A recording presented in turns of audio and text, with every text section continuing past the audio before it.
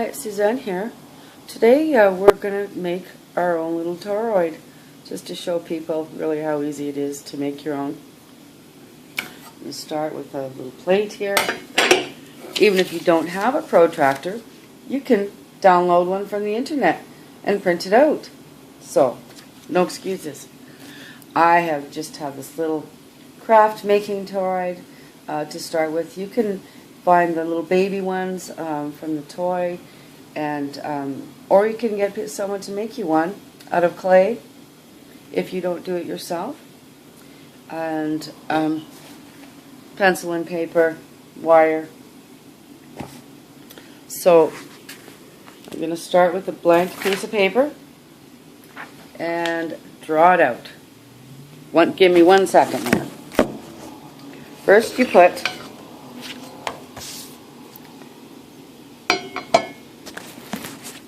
down on the page and draw around it.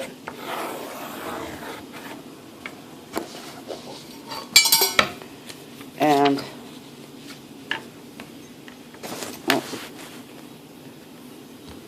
we need one thing.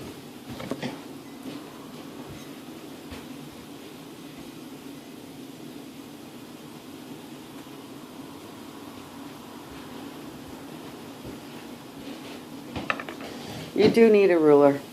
So then you draw a line dissecting the circle on your paper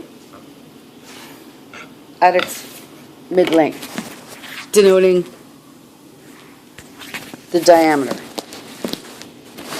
Okay? Then you put your protractor down in the center along that line. Then you take your pencil and draw a little notch, a little line at every 10 degrees. All the way around the circle. It's important to do this with as much accuracy as possible. And then, of course, once you've done this, you draw the lines to its center. So you have lines that come all the way around, conjuncting at the center of the diameter of the circle.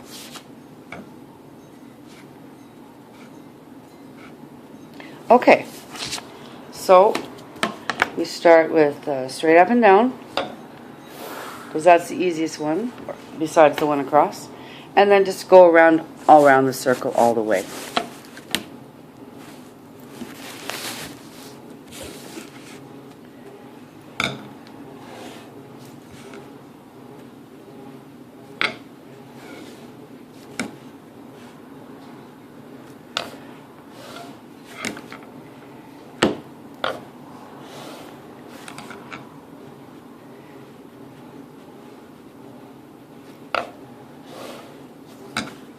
When you're done this, you're going to place your toroid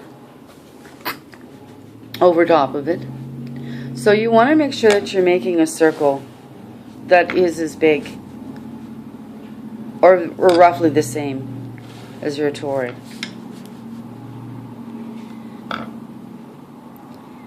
And for the first time, don't worry too much about getting everything in the center.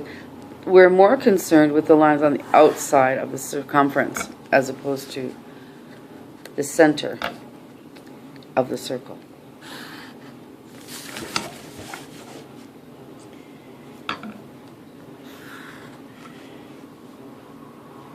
You must have some pins handy, ideally the ones that have little balls on the end. They help because they're color schemed, and this helps us to remember which wire we're going to wrap the wire around. You're going to need wire, copper wire. Doesn't have to be magnet wire, but it's best if it is. Magnet wire can be got online, but it is fairly expensive to buy it in bulk. Still, if you can go to your local dump, there's hundreds and hundreds of motors there that have wire in them. You open up the motor, take the wire out. Lots of wire in computers, computer fans and fans, stator coils, you name it. There's wire. So you can get the wire for free. Just have to look for it and have some wire cutters, something to roll it on.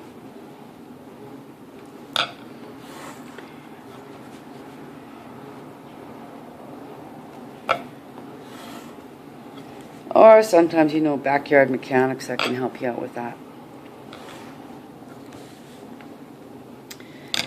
This wire should be one length. Now, you want to try to have it one length, meaning it's not cut.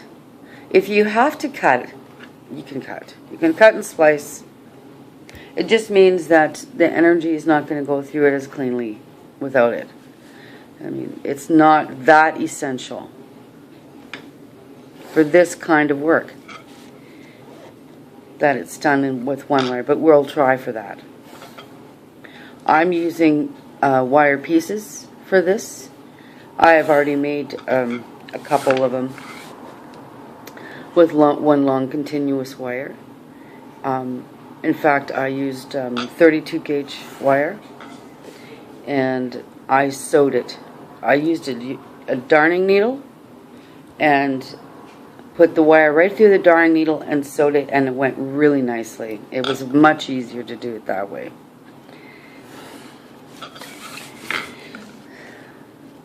But today we have some thicker wire that you're more likely to run into if you go to the dump, for example. And here we are. There we go. There we go. Now, take your toroid, put it over your circle.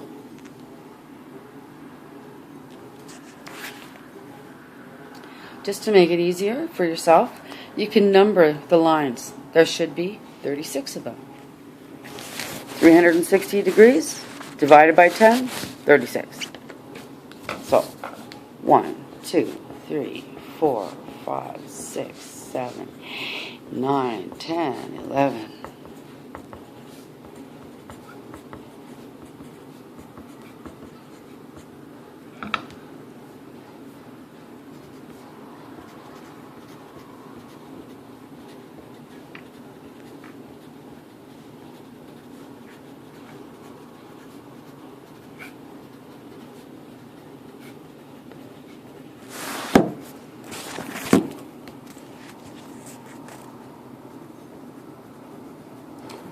Okay, 36 it is.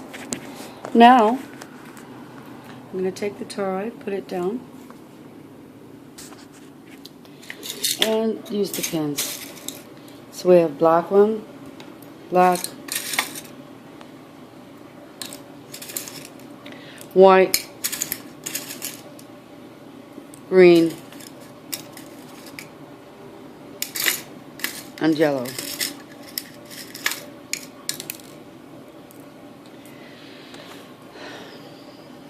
We are looking for a 12-point interference wave coil. That's what we're trying to build here. So it has 12 points. 12 goes into 360 40 times. So we put the pins in at each 10 degrees all the way around the circle. Every fourth one, you want to put a special marker. So I'm going to use my yellow ones, and I'll show you what it looks like when it's done. Okay?